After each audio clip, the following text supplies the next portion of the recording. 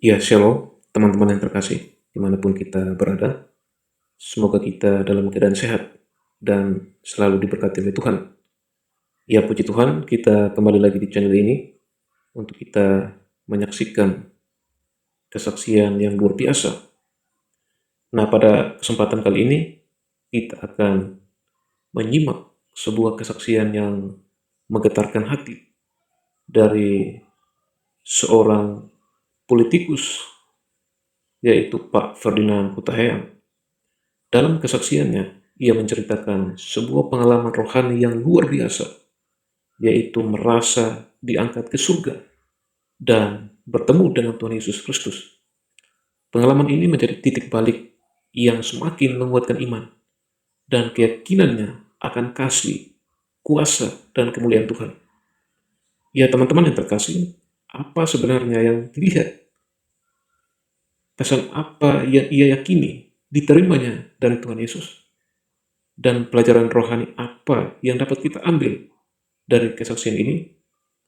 Maka dari itu mari kita simak kesaksian ini hingga akhir dengan hati yang terbuka, sehingga apa yang kita dengarkan boleh memberkati kita, membangun iman kita, dan membawa kita semakin dekat kepada Tuhan Yesus Kristus. Ya, tanpa berlama-lama lagi, mari kita simak kesaksian ini sampai selesai. Selamat menonton, Tuhan Yesus memberkati.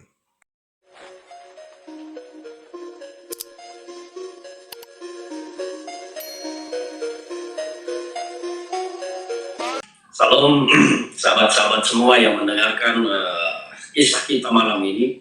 Perkenalkan, saya Ferdinand Hutahian, saya orang Batak asli, lahir kecil sampai besar di sebuah desa di daerah Toba sana. Saya memang menjadi aktif di bidang sosial, politik, dan hukum. Saya pernah menjadi politisi di Partai Demokrat beberapa tahun, dan saya menjadi salah satu orang lingkaran dalam di Partai Demokrat ketika Pak SBY sudah tidak berkuasa, ya, karena ketika Pak SBY berkuasa saya belum ada di Partai Demokrat. Saya bergabung dengan Partai Demokrat itu pada tahun 2017, dan saya menjadi salah satu yang menjadi bagian dari orang paling dekatlah di lingkaran Pak SBY waktu itu. Dan saya bersepakat ketika saya bergabung dengan Partai Demokrat, bersepakat dengan Pak SBY bahwa saya akan mendampingi beliau sepanjang garis politik Partai Demokrat berada di garis kerakyatan. Dan takdir perjalanan hidup ternyata membawa saya harus keluar dari Partai Demokrat, karena situasinya bagi saya waktu itu memang saya keras berhadapan, menentang, melawan kelompok-kelompok intoleran, FPI dan HTI terutama, ya. Dan itu membuat beberapa penentangan di internal Partai Demokrat terhadap diri saya, yang banyak menuduh saya kemudian pada saat itu, wah, Ferdinand itu anti-Islam, ya kira-kira seperti itulah. Dan pada akhirnya saya harus memilih untuk mengundurkan diri karena dua faktor. Pertama, garis politik Partai Demokrat menurut saya telah berubah, tidak lagi garis politik kerakyatan. Dan kedua, banyaknya tekanan terhadap diri saya sendiri yang menurut saya anti-Islam, padahal saya tidak pernah anti apapun, anti-Islam atau itu, tetapi saya memang anti terhadap intoleransi yang terjadi terhadap kaum minoritas di negara ini. Dan kemudian saya berpindah haluan politik, masuk di PDI Perjuangan, dan kemarin pada pemilu 2024 saya maju sebagai calon anggota DPR RI dari PDI Perjuangan dari Dapil Jakarta 3, Jakarta Utara, Jakarta Barat, dan Kepulauan Seribu. Saya satu-satunya politisi Kristen yang berani mengusung tagline cabut SKB 2 Menteri, yang memang menurut saya menghalangi orang-orang Kristen dan orang-orang minoritas lainnya untuk berinteraksi dengan Tuhannya masing-masing. Kenapa negara kita sebagai sebuah negara Pancasila, tapi orang berinteraksi dengan Tuhannya saja harus mendapat hambatan dari manusia-manusia? Memangnya mereka itu siapa bisa menghambat, menghalangi kita untuk berinteraksi dengan Tuhan yang kita percayai? Dan saya satu-satunya. Banyak politisi, anak Tuhan, orang Kristen yang maju di kancah politik nasional, tetapi tidak ada yang berani menyuarakan ini. Saya satu-satunya politisi yang muncul menyuarakan itu dengan tegas, cabut SKB 2 Menteri, dan spanduk saya bertebaran di seluruh Jakarta Barat, Jakarta Utara, bicara tentang itu dan menjadi sorotan, karena bagi banyak politisi itu aneh dan janggal, karena saya menentang arus. Jakarta itu sejak era kepemimpinan Anies Baswedan memang meningkat kelompok-kelompok yang intoleransinya tinggi. Jadi saya dianggap orang melawan arus, dan siapa yang mau memilih Ferdinand kalau begitu ya? Saya bilang, saya sampaikan saya tidak takut tidak terpilih. Karena saya maju ini merasa ada panggilan bagi diri saya dan saya harus mengusung di sini, maka saya berbicara tentang ini, tentang kemerdekaan beribadah. Jadi tagline saya waktu itu adalah merdeka beribadah dengan mengusung cabut SKB 2 Menteri yang menghalangi. Jadi itu kisah singkat saya di dunia politik. Mungkin dulu setiap hari wajah saya nongol di televisi di mana-mana, dan belakangan memang saya agak mengurangi diri tampil di media. Teman-teman media televisi sering mengundang saya, tapi saya tolak karena saya anggap hanya akan menjadi saya ini seperti ayam aduan yang dilaga di panggung yang dapat keuntungan televisi, tetapi saya pribadi akhirnya tidak mendapat tempat yang seharusnya, karena dalam kondisi seperti ini ada yang benci, ada yang suka. Mungkin yang suka setengah, yang benci setengah, tetapi yang membenci ini membuat hidup tidak nyaman. Akhirnya saya memutuskan saya mengurangi diri tampil di televisi. Jadi itulah mengapa juga beberapa waktu terakhir ini saya agak jarang tampil di media televisi. Tetapi itu bukan kebetulan, tapi memang saya menghendaki untuk tidak terlalu tampil di media televisi, karena bagi saya justru membuat diri saya tidak nyaman. Jadi saya fokus kemarin pada pencalekan saya itu ya keliling di lapangan saja, berkunjung ke banyak gereja, bertemu dengan banyak pendeta, saya berdiskusi dengan tokoh-tokoh agama bagaimana menyelamatkan toleransi dan bagaimana menyelamatkan minoritas di negeri ini supaya tidak menjadi seperti orang yang diburu-buru hanya untuk sekedar berinteraksi dengan Tuhan, beribadah dengan Tuhannya, berdoa. Apa sih? Ibadah ini kan bukan kejahatan. Kenapa orang melakukan nilai-nilai kebaikan harus dihalangi, harus ditentang? Inilah yang menjadi sorotan saya dan selalu saya tampil bersuara untuk ini. Kira-kira ya itulah perjalanan singkat dalam hal politik saya. Selain saya aktif juga di dunia sosial, di dunia hukum saya juga aktif. Jadi ya tapi lebih banyak porsinya kemarin di bidang politik, sampai banyak perjalanan yang sudah saya jalani dalam hidup ini, baik pahit getihnya segala macam. Saya juga pernah harus menjalani sebuah proses hukum karena saya berkata waktu itu tentang iman saya bahwa Allah saya, Tuhan saya itu tidak perlu dibela. Allah saya luar biasa, tetapi saya harus menghadapi sebuah proses hukum karena dianggap Allah itu identik dengan milik tetangga sebelah. Jadi kira-kira seperti itu, dan biarlah itu menjadi sejarah hidup bagi saya.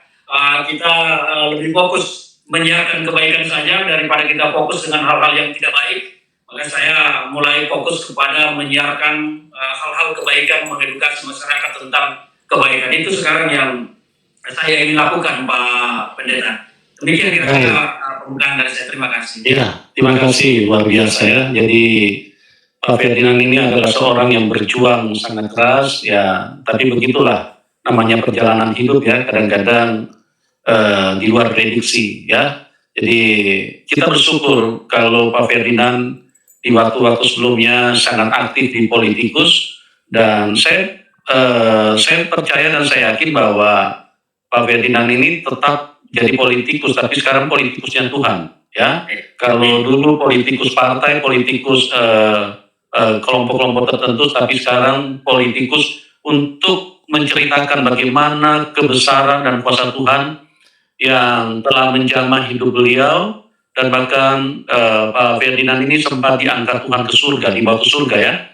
Nah inilah yang akan menjadi tugas beliau di kemudian hari, karena tugas ini bukan diterima dari sinode atau dari gereja, tidak. Ya. Tapi tugas ini diterima langsung dari Tuhan. Nanti kita akan dengarkan bagaimana beliau menceritakan pada waktu Pak Ferdinand ini masuk di dalam air baptisan, terus kuasa Tuhan menjamah beliau. Oke, Pak Ferdinand mungkin bisa dilanjut dengan bagaimana karya Tuhan di dalam hidup Bapak. Silakan, Pak. Ya, jadi saya belakangan ini memang agak aktif di dalam dunia peribadahan lah. Saya sering keliling ke sana ke sini, mengunjungi banyak gereja dan banyak pendeta-pendeta yang tersohor ternama di negeri ini. bersahabat baik dengan saya, berteman baik dengan saya sampai pada ketika sekitar bulan Mei sampai kemarin peristiwa itu akhirnya Pak Rudi Gunawan yang sekarang menjadi pelayan Tuhan juga di Los Angeles, Amerika, datang ke Indonesia dan saya bertemu dengan beliau bersama Ibu Nita, istri beliau, dan saya pada saat itu tergerak sekali untuk dibaptis karena saya merasa ini saya penuh dengan hal-hal yang kotor. Saya pengen bersih kembali, pengen lahir kembali, pengen menjadi orang baru. Motivasi saya itu, dan kemudian pada tanggal 9 kemarin itu saya menjalani proses penerimaan sakramen baptisan, meskipun karena saya kan lahirnya orang Batak, kita itu dulu HKBP. Jadi kita masih kecil itu sebetulnya sudah mendapat sakramen baptisan di gereja HKBP dengan cara HKBP, dan saya telah menerima itu. Tapi kemarin saya benar-benar tergerak hatinya untuk menerima baptisan kembali karena ada yang saya rasakan harus dibersihkan dari diri saya, dari tubuh saya, dari rohani saya, ada yang ingin dibersihkan. Maka ketika Pak Rudi Gunawan berkunjung ke Indonesia dari Los Angeles, dari Amerika, saya menyatakan Pak Pendeta saya ingin dibaptis, dan tertuanglah itu rencana pada tanggal 9 Juli kemarin kita menjalani proses pembaptisan. Dan memang ketika acara prosesi pembaptisan itu mulai berjalan, kita melakukan pujian-pujian penyembahan, doa-doa yang dipimpin oleh Pak Rudi Gunawan pada saat itu, dan saya sudah mulai merasakan adanya sebuah energi yang memang seperti menghampiri saya, tetapi ada juga saya merasakan energi yang keluar dari dalam tubuh saya. Dan ketika saya berdiri di pinggir kolam baptisan itu, saya sudah merasakan sesuatu yang aneh dalam diri saya. Saya seperti berada di dalam dua sisi dunia yang saya tidak bisa pahami, tidak bisa jelaskan, tetapi saya seperti berada dalam situasi antara kiri kanan, kira-kira begitulah. Dan pada saat berdiri di pinggir baptisan kolam itu, kaki saya mengalami kaki saya itu seperti panas, seperti ada yang menggerogot gitu ya. Mungkin gambarannya kalau kaki kita oleh balsam yang pedas, panasnya itu terasa, kira-kira seperti itulah yang saya rasakan pada saat itu. Sampai pada Pak Rudi Gunawan, Pak Pendeta waktu itu mengajak saya, menarik saya untuk menjalani prosesi baptisan, membawa saya berjalan ke kolam baptisan pada waktu itu. Tiba-tiba apa yang saya rasakan di kaki saya itu ketika saya menginjak dan masuk ke kolam baptisan, itu hilang. Rasa panas, rasa perih di kaki saya itu seperti hilang, tiba-tiba menjadi lenyap, dan saya berupaya untuk tetap tenang meskipun pada saat itu saya sudah mengalami sebuah tidak tenang lah situasinya. Jantung saya berdebar-debar, sesuatu yang tidak biasa saya rasakan, saya merasakan. Dan Pak Rudi membaptis saya dalam nama Bapa, Putra, dan Roh Kudus. Ya, semua dibaptis, prosesi berjalan. Saya setelah itu berdiri. Setelah berdiri di situ, memang saya karena di baptisan itu adalah baptisan selam di Teluk, saya pengen membuka mata saya, tapi saya tidak kuat untuk membuka mata saya. Maka saya berkali-kali mengusap mata saya seperti ini. Saya pengen membuka, tapi tidak bisa. Nah, di situ saya melihat sebuah penglihatan ya, yang warna yang sangat cerah, cahaya yang sangat cerah.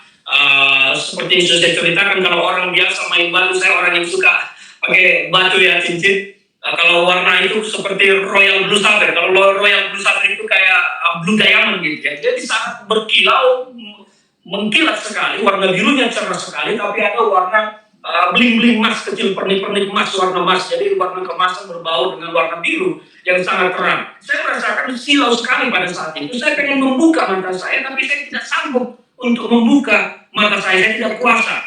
Sampai pada saat itu saya terus mencoba membuka mata saya, tapi tidak bisa. Saya melihat ada sebuah cahaya turun dan berada di antara warna kebiruan ini. Dan dari suara itu keluar perintah kepada saya untuk berlutut. Karena saya orang yang selama ini orang yang keras. Saya terkenal keras, saya tidak pernah mengenal takut. Saya di media mau dimanapun orang tahu saya pernah itu orang yang keras. Dan pada saat itu mungkin karena kedagingan saya, keangkuhan saya barangkali menantang perintah itu, karena saya tidak tahu siapa yang datang, siapa yang memerintah saya. pada saat itu, ya saya mungkin masih bergolak antara rohani dan kedagingan, antara roh dan daging. Saya mencoba karena saya anggap ini adalah intimidasi, perintahkan saya, ini orang siapa kok berani-beraninya memerintah saya, kira-kira seperti itu. Saya berkata, memang kamu siapa kok berani-beraninya memerintah saya? Itu pertanyaan-pertanyaan saya ketika saya disuruh berlutut. Dan ada sebuah peristiwa yang memang waktu kemarin-kemarin saya tidak ceritakan, tapi tadi pagi saya waktu live streaming juga dengan Pak Rudi, saya akhirnya menceritakan karena saya bergumul beberapa hari setelah itu saya berdoa apakah saya ceritakan, dan akhirnya saya ceritakan. Pada saat saya bertanya, memangnya kamu siapa memerintah saya berlutut? Di situ ada perintah ke saya sebetulnya, kamu ingin tahu saya siapa, berjalan kamu di atas saya. Nah inilah yang saya tidak lakukan dan sangat saya sesali sebetulnya. Saya dalam doa saya beberapa minggu terakhir saya sering memukul dada saya teringat itu, ya Tuhan ampuni saya kurang percaya kepadamu. Kenapa saya tidak lakukan? Andai saya lakukan mungkin sesuatu yang lebih besar, lebih dahsyat akan terjadi. Tetapi saya tidak lakukan pada saat itu karena situasi, ya saya harus mengakui belum murni roh saya itu mengendalikan saya. Roh itu belum murni karena kedagingan saya masih kuat, keras kepala saya, arogansi saya, bahkan keangkuhan saya masih muncul pada saat itu. Dan saya menantang, siapa namanya kamu, siapa menyuruh saya berlutut? Dan ketika saya diperintah untuk berjalan di atas air itu dan saya tidak melakukan karena apa? Satu hal, saya merasa tidak mungkin. Dan saya melawan, saya jangan disuruh berjalan di atas air, tidak mungkin. Kira-kira seperti itu. Akhirnya apa? Mungkin pada saat itu Tuhan, yang saya harus mengamini dan mengimani bahwa yang datang itu adalah Tuhan. Tuhan menunjukkan ke saya ketika saya menolak untuk berlutut, Tuhan membuat lutut saya tiba-tiba lemas dan saya terjatuh pada saat itu dalam posisi langsung berlutut. Dan setelah saya menonton video pada saat saya dibaptis itu, saya baru bisa membayangkan apa yang terjadi. Ketika saya lihat videonya, oh ya, saya terlentang dengan kepala seperti ini. Memang pada saat itu ketika saya berlutut, Tuhan mengangkat saya membawa kamu. Saya merasa saya dibopong seperti ini, saya diangkat. Saya melihat tubuh saya digendong, dibopong seperti ini. Saya seperti orang mati yang tergeletak begini. Tangan saya ke belakang, saya seperti orang mati. Dan saya bertanya kepada yang membawa saya waktu itu. Saya belum menyadari kalau itu adalah Tuhan. Ya, saya berbicara bahwa itu adalah Tuhan setelah beberapa kali. Dan saya pada saat peristiwa itu saya belum menyadari, tapi saya dibawa ke atas, saya diangkat, dibopong tinggi, dan saya lihat pada saat itu langit terbuka. Langit terbuka buat saya, dan Tuhan berkata kepada saya, karena saya orang yang selama ini takut ketinggian. Takut ketinggian itu kelemahan saya satu. Tuhan berkata pada saat itu, pada saat apa yang kamu takutkan, langit pun akan terbuka untukmu. Dan saya dibawa, seketika sampai di atas, di situ saya sudah melihat ada sebuah meja makan yang berbentuk oval, dan saya didudukkan di situ. Di meja itu yang saya lihat, ini adalah penglihatan saya, kesaksian yang saya berikan ini adalah yang saya alami betul-betul secara rohani, meskipun secara fisik saya tidak tahu. Tetapi di meja itu ada titik-titik cahaya yang saya tidak hitung persis, tetapi bayangan saya waktu itu lebih dari 6 atau mungkin 7. Dan di tengah ada satu cahaya yang paling besar di antara titik-titik cahaya ini, dan inilah yang paling banyak bicara dengan saya.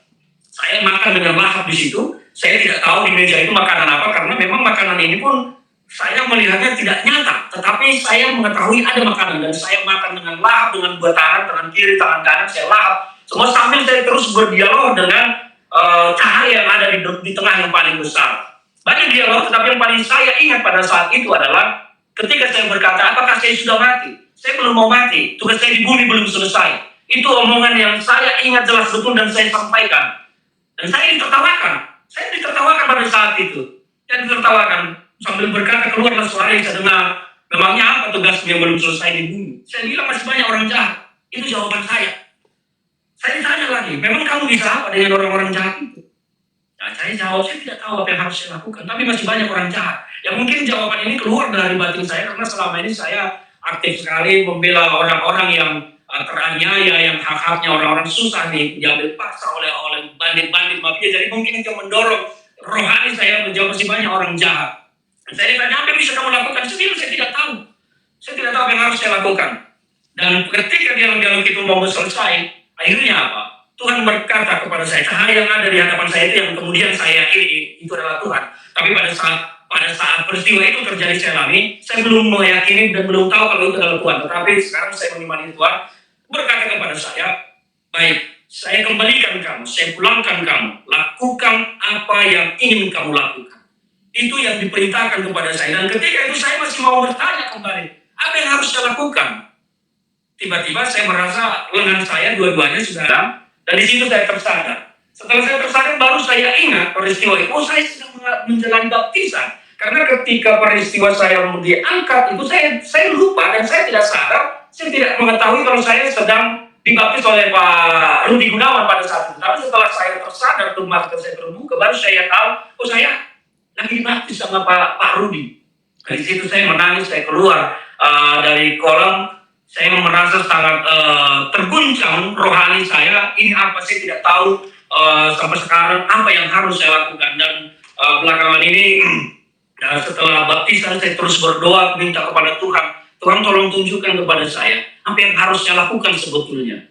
Apakah Tuhan, kalau memang Tuhan menghendaki saya untuk menjadi kemudian bagi Tuhan dan terus bekerja di profesi saya sekarang untuk melawan orang-orang jahat, saya akan lakukan. Tetapi apabila tidak, kalau memang Tuhan ingin menjadikan saya menjadi petani di ladang Tuhan, Tuhan mau saya melayani di ladang Tuhan, menjadi pelayan Tuhan, saya katakan kepada Tuhan, sekarang saya siap dan saya akan meninggalkan seluruh urusan dunia ini, saya akan melayani Tuhan.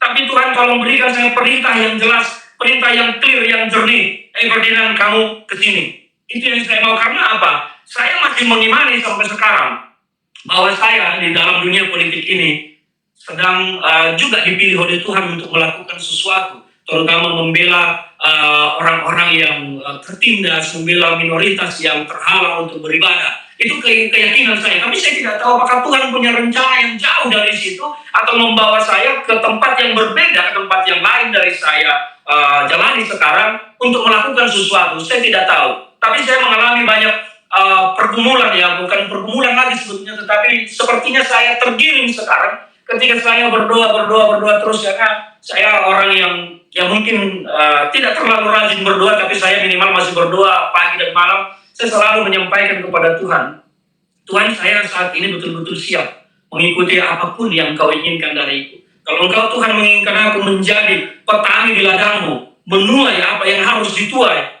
saya siap, saya akan tinggalkan semuanya. Tapi saya ingin perintah yang clear dari Tuhan, yang jelas dari Tuhan, supaya saya tidak salah memilih jalan. Karena sampai sekarang saya masih meyakini, ketika saya menjadi calon anggota DPR RI dari PDI Perjuangan, saya meyakini juga itu adalah panggilan Tuhan bagi saya untuk memperjuangkan gereja-gereja Tuhan yang ditindas, gereja-gereja Tuhan yang tidak diizinkan berdiri oleh kelompok-kelompok tertentu. Dan saya merasa panggilan saya kemarin untuk itu, maka saya satu-satunya politisi yang berani berbicara tentang pencabutan SKPD Menteri. Nah, ini yang saya alami, saya rasakan ketika baptisan itu berlangsung. Dan bagi saya sesuatu yang sangat luar biasa. Ketika bicara ini saya masih renyuh, ya, masih gak bisa saya sampaikan. Tapi ada sesuatu yang saya rasakan berubah dari saya. Ada yang saya rasakan pergi dari saya, ada yang saya rasakan datang ke dalam saya. Dan setelah baptisan itu saya, seperti yang disampaikan tadi, saya selama ini orang yang keras, orang yang temperamen. Di jalan raya itu jangan coba-coba ada yang menyalip saya dengan cara yang tidak sopan atau ini. Saya itu nggak takut nabrakin sekalian, Pak. Jadi saya, itu salah satu yang berubah dari saya, karena memang selama ini itu salah satu pergumulan hidup saya. Saya sering berdoa, Tuhan tolong cabut roh kemarahan dari tubuh diri saya, karena saya merasa suatu saat itu bisa jadi masalah buat saya. Dan yang paling saya rasakan satu hal lagi, yaitu roh kemarahan itu seperti hilang dari diri saya ketika sekarang saya di jalan, karena saya selalu nyetir sendiri, ya, saya tidak punya dan tidak terbiasa menggunakan supir, tapi saya selalu menyetir sendiri. Saya sekarang di jalan itu kadang-kadang menjadi merasa aneh, kok saya bukan seperti Ferdinand yang dulu. Karena orang mau ngapain pun, apalagi lalu lintas di Jakarta ini sembrautnya luar biasa. Kota ini kota yang amburadul, kota yang sembraut. Jadi ya saya cenderung jadi banyak mengalah saja sekarang. Ya sudah, silakan mau diapain, mau ini, ya udah silakan. Jadi ada perubahan. Kalau dulu ya namanya Ferdinand itu tidak pernah ingin mengalah, apalagi didikte, apalagi merasa harga dirinya diganggu. Saya itu pasti akan, ya kalau kau kan senjata, kira-kira seperti itu. Sekarang saya merasakan ada yang berbeda. Saya lebih cenderung, ya sudah, saya mengampuni, saya biarkan, ya sudah, lewat pergi. Kira-kira seperti itu. Jadi dua hal itu saya rasakan betul-betul, bahwa ketika saya mengalami perjalanan spiritual, ya, saya harus mengatakan perjalanan spiritual, saya dibawa, diangkat ke ke sebuah tempat yang saya tidak tahu itu apa, apakah itu surga atau apa, tapi yang jelas saya melihat dengan terang benderang, langit dibuka, saya dibawa ke atas, di situ ada meja makan, saya makan di situ bersama beberapa titik cahaya. Saya tidak tahu siapa pada saat itu, tapi saya terus berbicara dengan salah satu titik yang paling terang di situ. Saya menjalani dialog-dialog yang tidak bisa saya ingat semua, tetapi poin-poin pentingnya saya ingat ya. Salah satu yang terakhir itu adalah perintahnya, bukan apa yang ingin kamu lakukan. Itu paling saya ingat. Dan ketika saya mau bertanya kira-kira apa, karena supaya keinginan saya jangan sampai saya salah menentukan langkah. Saya ingin perintah jelas dan jelas, tetapi saya merasakan lengan saya sudah diangkat. Setelah diangkat lengan saya tersadar, mata saya terbuka, baru saya sadar kok saya posisi begini di kolam pada saat itu. Itu yang saya rasakan. Akhirnya saya merasa terguncang sekali pada saat itu. Jantung saya berdebar-debar kencang, ini apa Tuhan? Saya terus bertanya-tanya, dan saya tidak berhenti-henti menangis pada saat itu karena saya merasakan sesuatu yang luar biasa. Bagi saya itu luar biasa, sangat luar biasa. Saya tidak tahu kenapa itu terjadi, karena saya merasa selama ini saya bukan orang baik. Tidak mungkin Tuhan sedekat ini dengan saya berpikir seperti itu. Tapi ternyata Tuhan itu sangat baik. Ada satu kesalahan saya waktu itu ketika saya diperintah untuk berjalan di atas air. Kalau kamu ingin tahu saya siapa, berjalan kamu di atas air. Tapi saya tidak lakukan. Saya sekarang setiap berdoa pagi dan malam selalu saya mohon ampun, Tuhan ampuni saya. Kedagingan saya pada saat itu masih kuat. Roh saya kadang-kadang masih kalah, saya tidak melakukan perintah-Mu. Tapi saya percaya satu saat mujizat akan terjadi melalui tangan dan lidah bibir saya. Saya berdoa seperti itu saja ke Tuhan sekarang. Karena yang mungkin saya lakukan dulu waktu itu, berjalan di atas saya tidak tahu apakah memang akan terjadi atau tidak, saya tidak tahu. Tetapi perintah itu saya terima.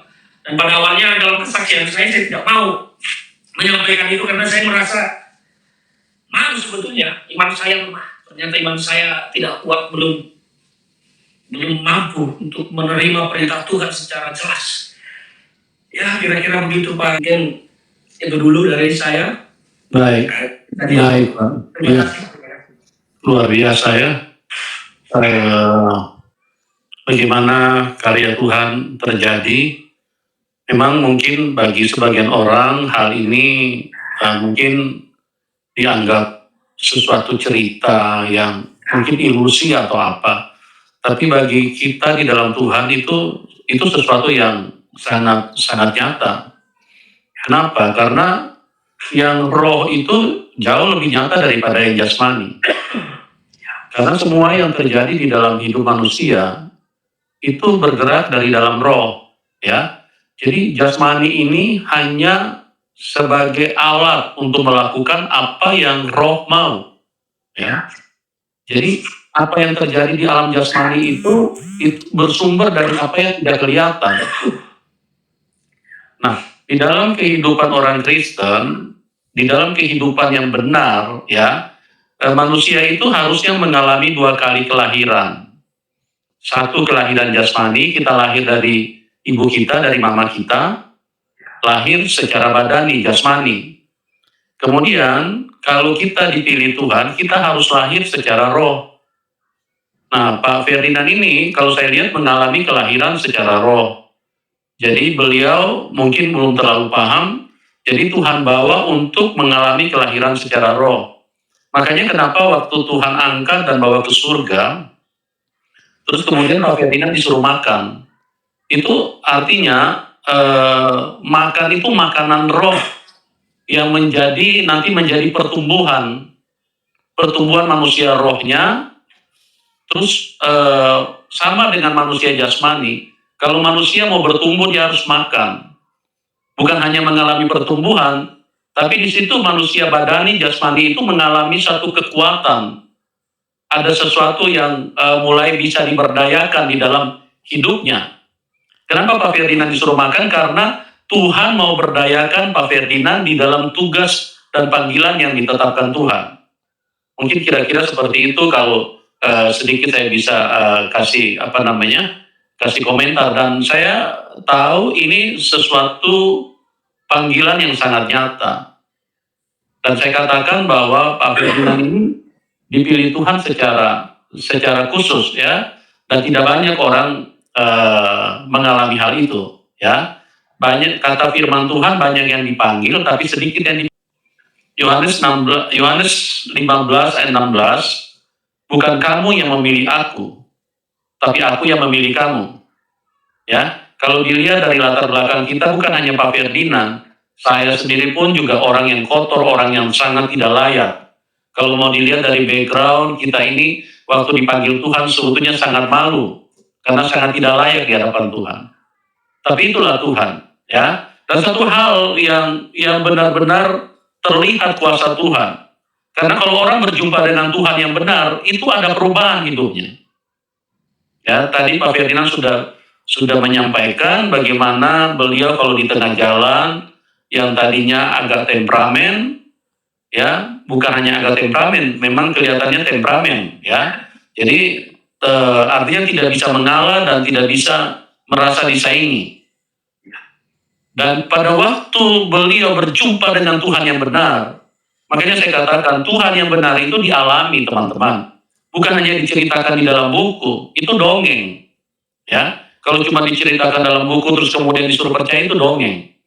Tapi Tuhan yang benar itu harus dialami, bisa dirasakan di dalam hidup kita. Bagaimana kita bisa tahu, kita bisa katakan dia Tuhan kalau kita tidak alami? Nah, ini yang dialami oleh Pak Ferdinand dan terjadi perubahan luar biasa. Ya, saya sangat kagum dengan karya Tuhan dan apa yang terjadi itu membawakan satu berkat yang luar biasa. Dari tadinya yang temperamen, sekarang sudah tahu mengalah. Jadi bukan lagi Bapak Ferdinand Hutahayan yang lama sekarang, tapi sudah menjadi manusia yang baru. Seperti yang dikatakan Tuhan di dalam firman-Nya, siapa yang ada di dalam Kristus, dia adalah ciptaan baru. Yang lama sudah berlalu, yang baru sudah datang. Ya, saya berdoa dan saya ajak teman-teman yang lain juga, hamba-hamba Tuhan yang lain, doakan Pak Ferdinand supaya rencana Tuhan buat beliau ya bisa tergenapi karena ciptaan baru sementara dikerjakan. Ya, kenapa disuruh makan? Karena Tuhan ingin bangun manusia rohnya. Jadi makan, lahap, itu untuk menjadi satu kekuatan yang baru untuk diberdayakan oleh Tuhan. Mungkin seperti itu kalau saya bisa kasih tanggapan ya, Pak Ferdinand ya. Ya. Ya. Nah, terus pada waktu itu setelah Bapak mengalami penglihatan itu, Bapak pulang ke rumah, kira-kira apa yang Bapak rasakan pada waktu itu? Iya, saya itu merasakan masih pada saat setelah baptisan, terutama pada hari itu ya, saya orang yang begini. Saya setiap hari sarapan pagi itu hanya buah saja dan madu. Jadi jam 10, setengah 11 saya itu pasti sudah lapar, jam 11 paling lama itu saya sudah harus makan. Karena saya sudah pasti sangat lapar, dan kalau saya sudah lapar, setan di pikiran saya itu, setan temperamen itu pasti keluar. Tetapi pada saat itu, karena saya tidak tahu kenapa, saya tidak merasakan lapar. Mungkin apakah karena saya merasa makan di langit itu, dan saya itu tidak merasa lapar sampai kami itu makan siang sudah mau jam 2:30 sore. Dan pada saat itu saya betul-betul tidak merasakan lapar yang selama ini. Saya jam 10:30 itu Pak sudah mencari, sudah pergi keluar menuju restoran cari makan, dan saya harus makan jam 11. Tapi pada saat itu saya sama sekali tidak merasakan lapar. Dan itu salah satu yang aneh bagi saya. Ini apakah karena saya makan tadi, jangan-jangan apa makanan itu benar ada atau tidak, saya jadi bertanya-tanya seperti itu. Dan sampai pulang saya setiap hari, saya di jalan pun saya masih terus merenung karena saya masih mencari jawaban dari pertanyaan saya yang belum terjawab pada waktu itu, apa yang harus saya lakukan. Karena perintah yang saya terima, lakukan apa yang ingin kamu lakukan. Sementara saya pun kadang-kadang bingung dengan keinginan saya, Pak Pendeta. Apa yang sebetulnya saya inginkan. Dan sekarang itu pergolakan besar dalam diri saya ini terpecah dua. Saya mengalami sebuah perdesaan yang tidak pernah saya alami sebelumnya. Selama ini karena saya sangat aktif dalam dunia politik, dalam dunia hukum, dalam dunia sosial, doa saya itu hampir setiap hari terkait dengan itu. Bagaimana supaya, dan saya mengimani bahwa sesuatu akan terjadi dalam diri saya di dalam dunia itu, di dalam dunia politik, sosial, hukum. Saya mengimani terus dan saya berdoa tentang itu. Tetapi belakangan ini saya mengalami pergeseran keyakinan. Kok sepertinya keyakinan saya di bidang itu agak menurun sedikit, dan saya jadi lebih banyak bicara, bertanya kepada Tuhan, dan berdoa. Saya selalu bilang, Tuhan, kalau memang kehendak-Mu, saya sampai memberikan deadline kepada Tuhan. Mungkin saya orang yang berani memberi deadline kepada Tuhan. Saya tidak ingin menyampaikan di sini tanggal bulan, tapi tahun ini saya, Tuhan, kalau sampai tanggal sekian, bulan sekian, ternyata yang saya imani dalam hidup saya, di dalam dunia keseharian saya ini tidak terjadi, saya berkesimpulan berarti bahwa Tuhan memanggil saya untuk menjadi petani di ladang Tuhan, untuk melayani Tuhan, untuk mengajak orang-orang yang belum bertobat supaya bertobat. Dan saya katakan kepada Tuhan, saya siap untuk itu. Saya akan meninggalkan semua dunia saya, dunia politik, dunia hukum, saya mau tinggalkan, dan saya mau melayani Tuhan. Saya sampaikan itu belakangan ini pada Tuhan, karena selama ini setiap saya berdoa, saya selalu yakin, apa yang saya minta ini pasti akan Tuhan berikan. Apa yang saya doakan ini pasti akan Tuhan berikan. Karena banyak sekali doa-doa saya yang dijawab oleh Tuhan, dikabulkan oleh Tuhan, dan saya yakin ini doa saya, keimanan, keyakinan saya di dalam kehidupan saya dalam dunia politik, bahwa Tuhan pasti akan membuat itu kenyataan, membuat itu terjadi. Dan akhirnya sekarang, setelah pasca pembaptisan itu, ini seperti kok bergeser. Ada perubahan dalam keyakinan saya tentang sesuatu yang saya imani pasti terjadi dalam dunia politik terhadap saya. Kok sekarang jadi lebih banyak seperti dorongan-dorongan dalam diri saya, seperti ada roh yang selalu berbicara kepada saya untuk mendoakan orang, dan kemudian selalu berbicara dalam doa saya, kalau memangnya Tuhan menginginkan saya siap. Selama ini saya tidak pernah, karena memang begini juga, Pak. Saya waktu kecil cita-cita saya itu hanya dua. Dan dua-duanya tidak kesampaian sampai sekarang. Kalau tidak jadi tentara, saya mau jadi pendeta. Ini cita-cita saya waktu kecil. Dan dua-duanya sampai sekarang tidak ada yang tercapai. Jadi tentara pun tidak, jadi pendeta pun tidak. Akhirnya saya jadi kembali ke masa kecil saya, apakah saya harus menggenapinya? Apakah saya harus menggenapi, saya harus menjadi pelayan Tuhan? Tapi saya tidak mau lagi ragu tentang itu. Saya sudah bilang sama Tuhan dalam doa saya setiap hari, setiap pagi, setiap malam, Tuhan, kalau memang apa yang saya imani di dalam dunia politik ini tidak terjadi pada tanggal sekian, bulan sekian, kepada diri saya, berarti saya percaya Tuhan tidak menghendaki saya di situ, dan Tuhan menghendaki saya untuk menjadi pelayan Tuhan, dan saya akan ambil posisi itu. Saya akan tinggalkan dunia politik ini, dunia ini segala macam, saya akan melayani Tuhan. Saya berkata seperti itu kepada Tuhan sekarang setiap dalam doa-doa saya. Dan itu dorongan rohani yang menurut saya deras dalam hati saya setiap saya berdoa. Deras sekali, dan dorongan seperti setiap saya ini melihat orang yang sakit atau selalu tergerak dalam, seperti ada yang mendorong, doakan. Saya merenungi ini, apakah saya mau diberikan karunia untuk ini? Saya belum mau berkesimpulan, tetapi ada satu yang agak ajaib juga bagi saya. Saya hari Selasa kemarin dari Jakarta nyetir sendiri, saya mau ke Cianjur, ke daerah puncak sana. Cianjur, saya mau ngecek villa di sana sama tanah. Saya nyetir sendiri di daerah Megamendung, agak ke atas sedikit menjelang Cisarua itu. Mobil saya itu benar-benar, saya tidak pernah mengalami hal seperti ini karena saya orang yang telaten merawat mobil, tidak pernah main-main. Karena bagi saya safety dan kesehatan mobil saya itu adalah salah satu nyawa saya. Tapi saya tidak tahu mengapa mobil saya pada saat itu kemarin mengalami peristiwa yang aneh bagi saya. Tiba-tiba merepet, tidak mau jalan, mogok. Saya akhirnya menepi pada saat itu. Saya paksa gas sedikit, saya menepi. Saya keluar dari mobil, saya buka kapnya. Dan di situ saya merasakan ada dorongan, doakan. Akhirnya apa? Saya doakan mobil itu, bahwa saya bilang ke Tuhan, mobil ini akan baik-baik saja. Saya akan kembali ke Jakarta dalam keadaan sehat, selamat, dan saya tidak akan mengalami gangguan di jalan. Dan yang terjadi, saya hidupkan mobil itu, nyala kembali, saya balik ke Jakarta, saya masukin di bengkel. Orang bengkelnya bilang, Bang, mobil abang ini tidak apa-apa, tidak ada masalah. Saya kaget dengan itu. Akhirnya apa? Jadi saya suruh mengerjakan yang lain. Sudah, kamu ganti aja kanvas remnya, mungkin. Padahal kanvas rem tidak ada hubungan dengan mesin. Tetapi saya ingin memuaskan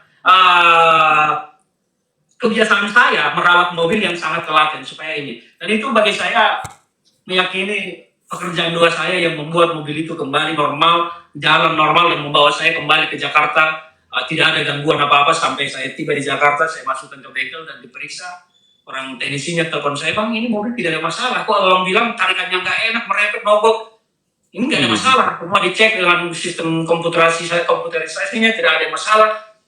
Ya sudah, kamu ganti aja kampas remnya lah supaya ini. Karena saya ingin memuaskan batin saya yang biasa telaten. Dan itu saya merasa bahwa mobil ini menjadi sehat kembali karena doa saya itu. Karena memang pada saat mogok saya berhenti itu, saya disuruh doakan dan saya lakukan.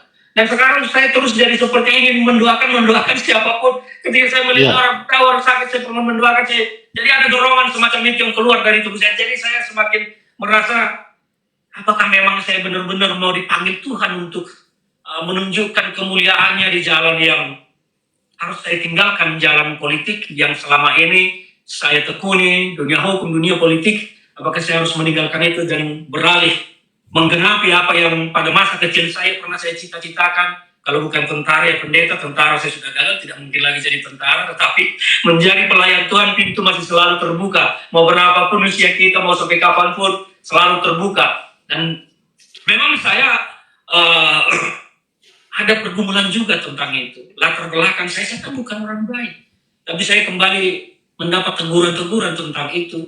Ya, karena di yang menulis kitab-kitab di dalam Alkitab itu juga banyak orang-orang yang sebelumnya bukan orang baik, tetapi justru mereka menjadi penulis dan menjadi tulisannya lah yang kita baca di dalam Alkitab. Saya ingat Saulus menjadi Paulus, justru kitabnya yang paling banyak di dalam Alkitab. Saya ingat Daud bagaimana juga dia melakukan kesalahan di mata Tuhan. Saya ingat Salomo juga melakukan hal yang salah, tetapi semua mereka menulis dan itu menjadi kita imani sekarang menjadi firman Tuhan. Dan saya juga ingat Petrus bagaimana dengan karakternya yang ya keras juga. Bahkan kemarahannya sampai harus memotong telinga tentara Romawi yang ingin menangkap Yesus pada saat. Akhirnya itu membuat saya, masa lalu saya tidak boleh menghambat saya, dan saya mencoba berbicara kepada diri saya, Ferdinand, jangan kau ikuti setan yang menggodamu supaya kau tidak mengikuti ini. Jangan kau dengarkan itu bisikan setan. Lupakan, tinggalkan. Apa yang sudah terjadi dalam hidupmu masa lalu, Tuhan tidak memandang itu. Tetapi Tuhan mau melihat kau ke depan ini siapa. Itu yang saya imani sekarang, sehingga pergeseran dalam pemikiran saya sekarang ini memang jadi pergumulan besar. Karena tidak mudah untuk meninggalkan kenyamanan yang saya rasakan sekarang dalam dunia yang saya jalani ini. Ya pasti tidak mudah secara duniawi. Tetapi saya selalu meyakinkan diri saya sekarang kepada Tuhan. Saya bilang, Tuhan, kalau memang Engkau menginginkan saya menjadi petani di ladangmu, katakan kepada saya, perintahkan, dan saya siap meninggalkan apapun kenyamanan dunia yang saat ini saya jalankan. Saya siap untuk menjadi pelayan di ladangmu, menjadi petani di ladangmu, untuk menuai apa yang harus dituai di ladangmu. Saya selalu menyampaikan itu sekarang dalam doa-doa saya, Pak Pendeta. Itu yang saya lakukan pasca baptisan itu. Jadi saya belum bisa menyimpulkan, saya belum tahu sebetulnya ini rencana Tuhan apa dalam hidup saya setelah ini. Yang penting saya terus meminta petunjuk, meminta hikmat dari Tuhan, supaya saya tidak salah memilih jalan. Tapi dengan caranya seperti tadi, saya berikan deadline kepada Tuhan, kalau tanggal sekian, bulan sekian, sesuatu yang saya imani akan terjadi dalam hidup saya, di dalam dunia politik tidak terjadi, berarti Tuhan memang menginginkan saya untuk menjadi pekerja di ladang Tuhan. Dan saya katakan, itu yang saya sekarang terus rasakan, Pak Pendeta. Itu yang saya jalani sekarang. Ya, saya harap, saya berdoa Tuhan betul-betul akan menunjukkan kepada saya kemana dan apa yang harus saya lakukan supaya saya tidak salah. Ya, luar biasa ya. Jadi memang orang kalau dipilih Tuhan itu berbeda ya teman-temannya, karena bukan kita yang pilih Tuhan ya. Karena sejak dari manusia pertama, Adam dan Hawa itu tidak pernah memilih Tuhan. Adam dan Hawa itu memilih iblis di Taman Eden ya. Jadi keturunannya itu semua tidak ada yang memilih Tuhan. Jadi kalau kita dipanggil, itu memang Tuhan yang memilih kita. Dan saya ingin sedikit kasih tanggapan terhadap apa yang Pak Ferdinand ceritakan. Yang pertama tadi, waktu setelah selesai baptisan, biasanya Pak Ferdinand itu kan sudah lapar ya. Tapi apa yang terjadi? Tapi tidak lapar pada saat itu. Nah, saya ingat firman Tuhan itu bukan pernah berkata, firman Tuhan itu berkata seperti ini. Manusia bukan hidup dari roti saja, tapi dari setiap perkataan yang keluar dari mulut Tuhan. Nah, Tuhan ingin menunjukkan kepada Pak Ferdinand bahwa Pak Ferdinand ini manusia yang baru. Lagi ditarik ke satu fokus untuk Pak Ferdinand ini supaya benar-benar merasa yakin bahwa Tuhan sementara membangun manusia roh. Jadi yang jasmani pelan-pelan Tuhan alihkan, kebiasaan secara jasmani untuk makan secara jasmani, itu Tuhan memberikan satu petunjuk yang jelas, sekarang fokus hidup itu menjadi roh, manusia roh. Jadi walaupun tidak makan, tidak terasa lapar. Jadi manusia rohnya yang menjadi fokus daripada apa yang terjadi di dalam kehidupan Pak Ferdinand. Itu yang Saya jadi ingat firman juga terkait itu Pak Pendeta. Ya. Ya, ketika Yesus Gimana, Pak? berkata bahwa manusia tidak hanya hidup dari roti dan daging saja. Iya, betul sekali, Pak. Saya jadi mengimani itu bahwa ternyata ya kalau kita berfokus kepada roh, ya kita juga Betul. tidak. Ya seperti itu Pak Pendeta.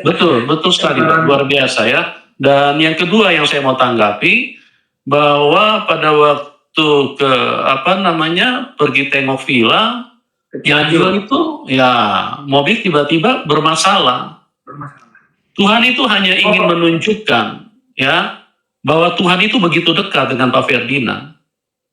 Sampai bagaimana caranya untuk supaya Pak Ferdinand itu bisa tahu atau sadar bahwa Tuhan itu sementara begitu dekat dengan Pak Ferdinand. Artinya mobil itu Tuhan izinkan untuk seperti kayak bermasalah. Dengan itu Tuhan bisa berinteraksi dan roh Tuhan mulai mendorong Pak Ferdinand, ayo berdoa. Iya, itu yang saya alami pada saat itu. Nah, itu luar biasa ya. Merepet, mogok, berhenti dan tidak mau jalan. Aja saya menepi, saya gas sedikit, menepi minggir. Saya buka kapnya, ada dorongan dalam diri saya berkata, berdoa. Dan saya melakukan itu betul-betul. Saya tutup kap mobilnya, saya starter lagi, saya nyalakan.